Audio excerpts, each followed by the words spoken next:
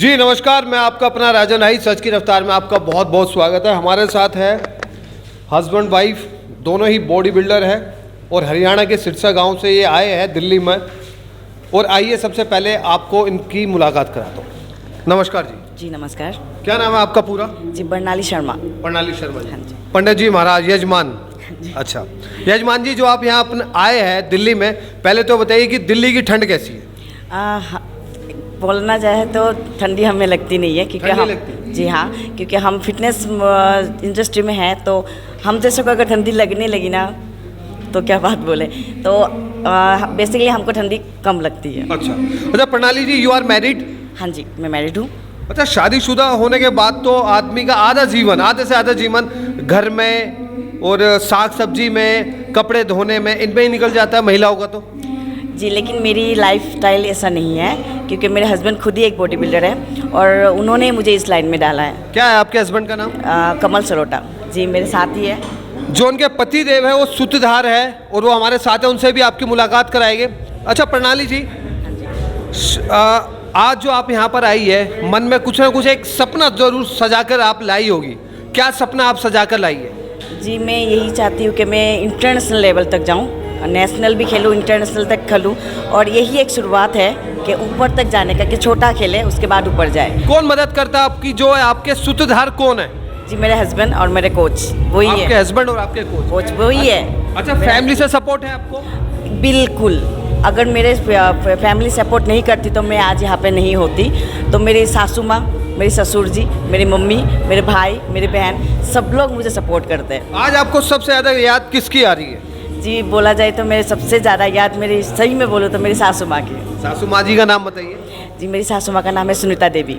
आज सबसे ज़्यादा याद उनकी आ रही है? हाँ जी। उनका आशीर्वाद आपके साथ है? एकदम। तो आप जीत कर जाइए। जी बिल्कुल। तो अपनी सासू माँ जी के लिए 2 शब्द बताइए। सासू माँ के लिए मैं क्या बताऊँ, वो मेरी सासू माँ नहीं है, मेरी मम्मी है।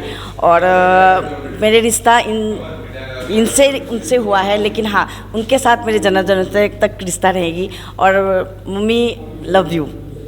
चलिए, एक आखिरी बात, क्या आप लव मैरिज की आपने? हाँ जी। वो देखने से जाहिर हो रहा था। चलिए, जो लव मैरिज की, कमल जी, कमल जो होता है बड़ा खूबसूरत होता है, कमल का फूल, और ऐसी खूबसूरत नौजवान युवक है, बड़ी प्यारी सी मुस्कुराहट उनके चेहरे पर है। मैं उनसे प्रार्थना करूँगा कि एक बार पूरी बॉडी जरा दिखाए। देखिए क्या ज़बरदस्त बॉडी है, क्या एप्स है। मेरी भी शादी हो गई है, लेकिन दुर्भाग्य है कि मेरे एप्स एक ही एप्स है, लेकिन यहाँ 6-7 एप्स है, तो इनसे मुझे प्रेरणा मिलती है। क्यों जी श्रीमान जी?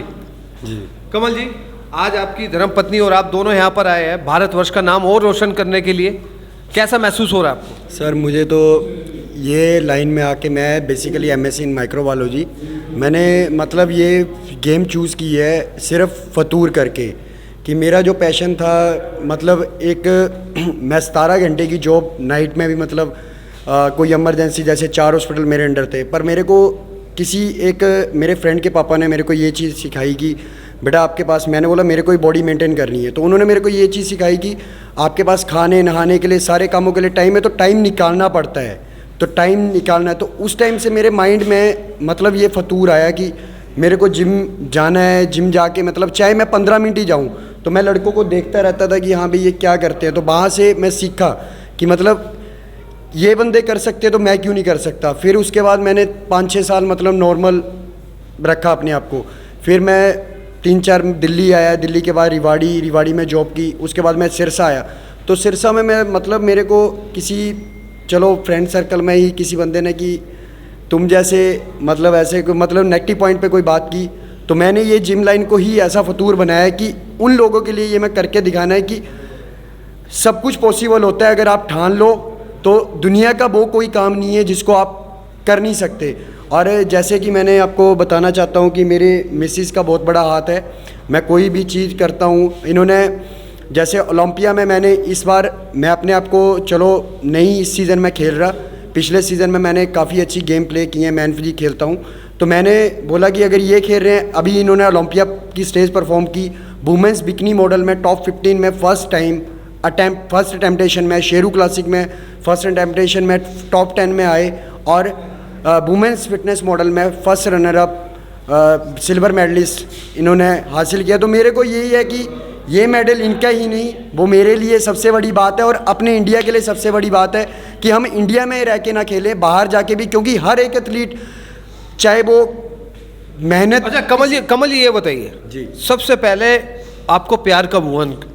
सर प्यार तो मेरे को फेसबुक से, मतलब एक साल तक तो मैं इनको मनाता रहा, मैसेज करता रहा, मतलब कि ऐसे, मतलब प्यार वाली बात तो आपको लंबी चौड़ी, मतलब शॉर्टकट में यही है कि एक साल पे फेसबुक पे मिले थे और मतलब काफ़ी टाइम, एक साल इनको मनाने में लगा, मतलब कि हाय हेलो, उसके बाद इन्होंने जाके रिस्पॉन्स दिया। तो आज 10 साल अपने को, 3 साल मैरिज को हो गए और 10 साल अपने को रिलेशनशिप में, मतलब कि 10 साल अपने को इकट्ठे रहते हुए। अच्छा, हरियाणा जैसे शहर से आप आए जहाँ से कि पल्लू के बिना और पूरे कपड़े ढके हुए, चेहरा इतना ढका हुआ, मतलब, और उसके बाद मुझे लगता है कहीं ना कहीं आपको अड़चन भी आई होगी कि यार कि तू क्या करवा रहा है, ऐसा काम क्यों कर रहा है, ऐसा मत कर, ऐसी कुछ अड़चनें आपको आई कभी? नहीं। सर कभी नहीं ऐसी अड़चनें आई। हाँ, लोगों की मेंटालिटी को नहीं बदल सकते, लोग क्या सोचते हैं, पर अपने को फ़र्क नहीं पड़ता हम क्या कर रहे हैं, क्योंकि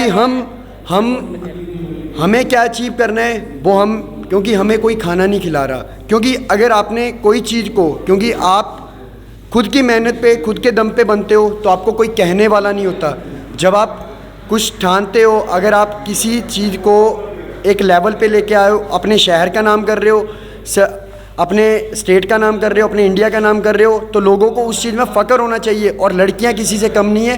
हालांकि आज के टाइम में अगर लड़कियों को प्रमोट किया जाए तो लड़कों से भी नेक्स्ट लेवल लेके आती हैं, पर हरियाणा में कुछ जगहों पे मैंने देखा है कि लड़कियों को आज भी पल्लू के नीचे रहना पड़ता है, घुट के रहना पड़ता है। तो मैं कहता हूँ कि क्या संदेश देना चाहेंगे आप उनके? मैं उस यूथ के लिए यही संदेश देना चाहता हूँ कि लड़कियों को दबाने की बजाय उनको बाहर निकालें और किसी भी स्पोर्ट्स कोटे में उनको आगे लेके आएँ, चाहे वो बैडमिंटन है। मैं यही नहीं कहता कि फिटनेस इंडस्ट्री में आओ, बैडमिंटन हो, वॉलीबॉल हो, कबड्डी हो, या कोई भी एनी एक्सेट्रा कोई भी गेम, उसमें आप लड़कियों को प्रमोट करो। क्योंकि लड़कियाँ जब दहाड़ती हैं तो शेरनी बन के दहाड़ती हैं, तो वो दहाड़ बड़ों को लेवल दे देती हैं। तो मैं कहता हूँ कि एक लड़की को शेरनी बन के जीना चाहिए, ना कि बुज़दिल बन के जीना चाहिए।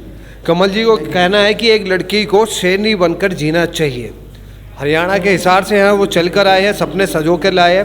लेकिन एक अच्छी बात जो मुझे लगी व्यक्तिगत तौर पर, उन्होंने नारी शक्ति को मजबूत किया।